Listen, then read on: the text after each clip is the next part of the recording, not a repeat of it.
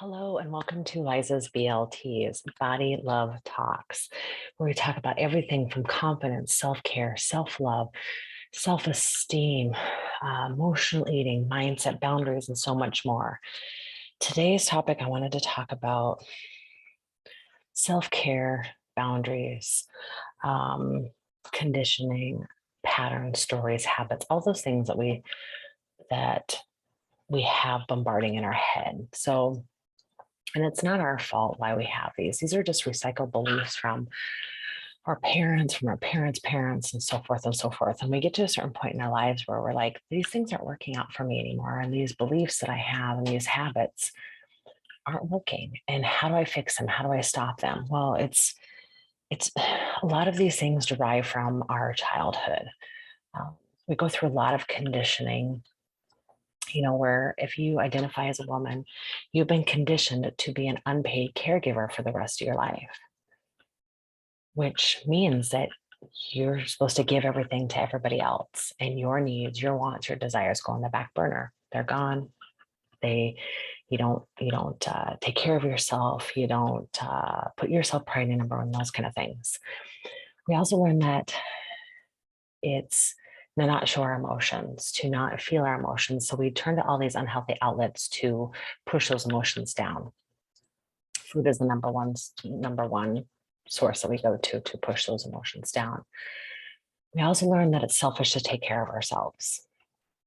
A lot of us are turning these things around. I see a lot of it on social media and a lot of posts and different things. And, 2020 really had a huge impact on a lot of people. And a lot of people are switching these things around, these mindsets.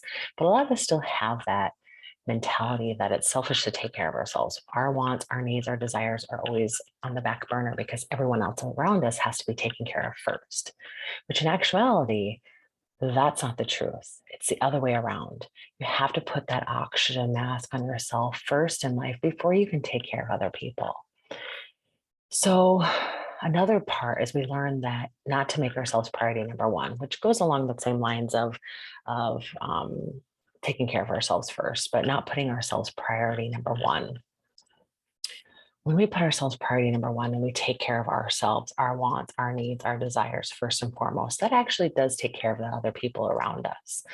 That takes care of, our, whether it's our spouse or our partner or our kids or whoever's in our space. If we give ourselves to ourselves and take care of ourselves, we can give more to others. We can give more of our love and give more of our support, our attention, all those things to other people once we take care of our own needs, our own wants, our own desires first.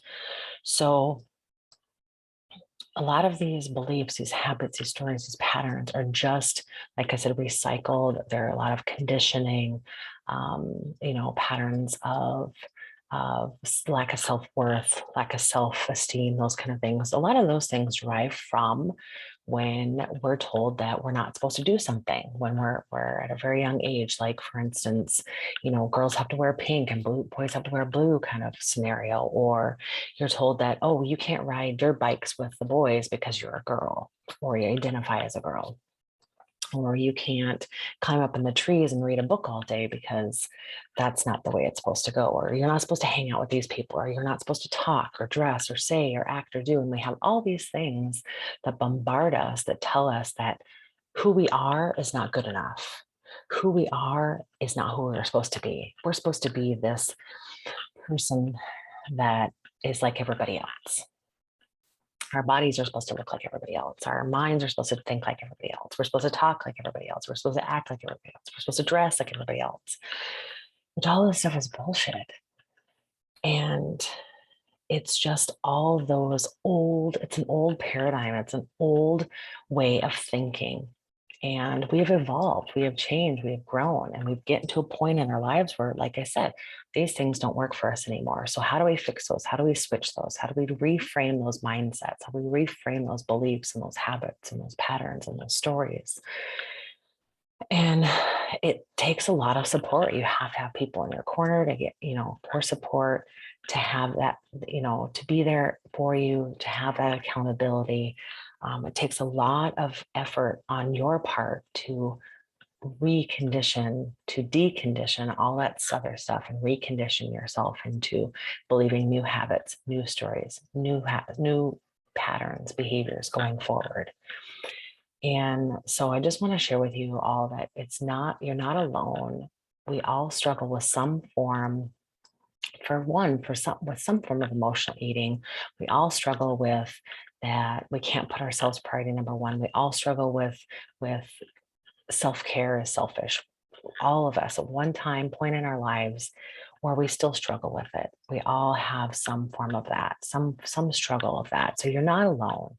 You have people there that can be there for you, to support you, to care for you, to love you, to help you, to guide you to the right path so that you can get on that happier, healthier, long-term sustainable lifestyle that you've always dreamed of, that you've always wanted, and to reframe those beliefs and those habits and those stories. So I just encourage you to reach out to anyone. These are a lot of the things that I coach on and I help clients with and I help people with all over the world. So I just encourage you to reach out to somebody and for that support, and to know that you're not alone and that you can reframe your beliefs. You can change these things about yourself. It's just, you have to make that change, and you have to want that change, and you have to make that commitment to yourself that you want to make this happen. So that's it from me from today. Stay tuned next time for another topic on Liza's BLTs. Bye.